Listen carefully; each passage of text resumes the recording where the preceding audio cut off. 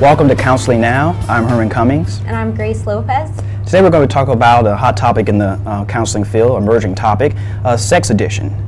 The first question I think you would ask is, what is sex addiction? Well, sex addiction is, simply put, the use of sex or pornography to fill non-sexual emotional needs. Why are people addicted to sex? Well, we look at the addictions to drugs and alcohol, experts say. People use this to change their mood. They become numb to emotional pain. It's a coping mechanism. So basically, just like with drugs and alcohol, they're using sex as a coping mechanism to cope with emotional stress. Dr. Patrick Carnes wrote in his book Out of Shadows that in order to feel normal for the alcoholic is also to feel isolated and lonely, since the primary relationship he depends on is to feel adequate is chemical, not other people. Now, acting out becomes a primary way of coping with the emotional stress. Some of those forms include voyeurism, exhibitionism, and there's many more. And in order to help see that, Dr. Carnes was able to survey many sexual addicts and be able to gather that information to come up with that. He also was able to come up with 10 criteria for assessing sexual addicts and to be able to distinguish them from maybe people who just enjoy a lot of sex or who are out cheating, or like Herman would mention, are just hypersexual. They are interested in lots of sex, but how do you distinguish that from a sexual addict? And the way Dr. Carnes broke it down is he had 10 different criteria for addiction. And the first criteria was loss of control. And he states that the behavior in which they're doing, they don't want to do it, but they have to. They kind of lose control. Part of it is probably a chemical, neurological and all of that. The other part is compulsive behavior. They're out of control. The behavior just has to happen. Along with compulsive behavior is efforts to stop. Many addicts will try to stop, especially sex addicts. Their guilt and shame comes over them. They want to stop, but they can't. The other criteria is loss of time. They lose time both recovering from what they did and from actually doing what they do. To plan out what they're going to do depending on the different type of sex addict they are will take time, and then trying to recover from all the guilt takes time as well. And along with that, another criteria is preoccupation. Again, they're always obsessing and thinking about this addiction. They need to go find a way to have sex with someone, or need to find a prostitute, or need to go find different pornography to watch. And along with that criteria, there's also the inability to fulfill obligations. They're not there for their work, co-workers, they're not there for family, they're not there for friends. Another one is that they continue to do this behavior, the sex addiction, without thinking about the consequences. Right. Even if they know about it, they don't care. Some people have been arrested. There could be legal problems, social problems, and they still continue to do the behavior.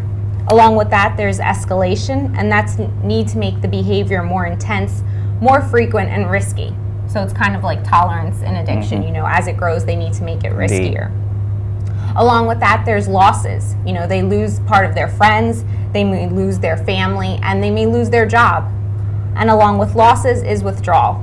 As soon as they stop the behavior, then they start to become anxious, nervous, and then when they feel those emotions inside, instead of handling them a different way, they'll run back to the behavior, the sexual addiction. And that's what Patrick Carnes outlined for us. Indeed. And just like Grace said, most adults like to have sex, but not all adults use sex to fulfill non-emotional, non-sexual needs, to fulfill emotional needs. And there are 10 types of sex addiction, which Carnes outlines. And the first one is fantasy sex, which is sexually charged fantasies, relationships, and situations.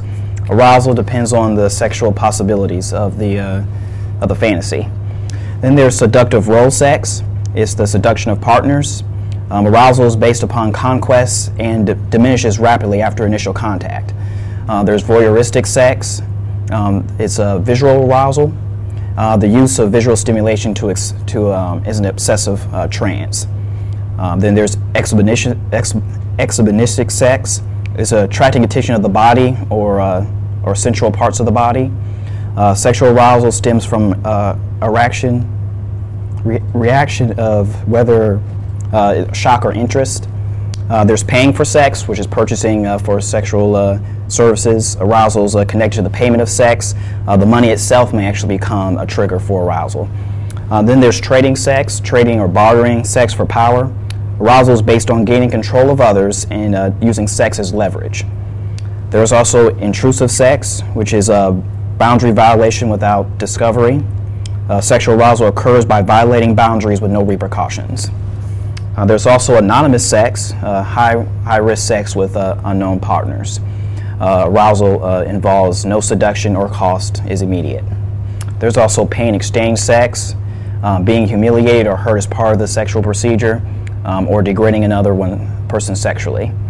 And the last one is exploitive sex, and that is exploitation of the vulnerable, and arousal is dependent upon whether or not the person is vulnerable or not.